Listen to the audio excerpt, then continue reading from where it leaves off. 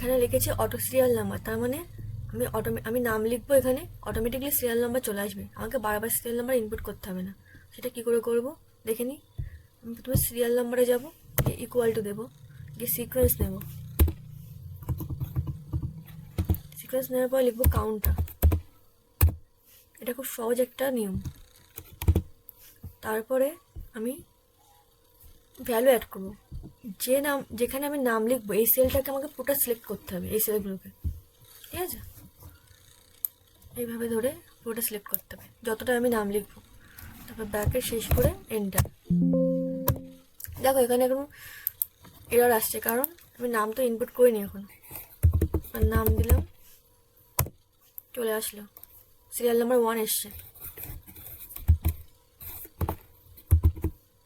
Serial number 2 এসছে।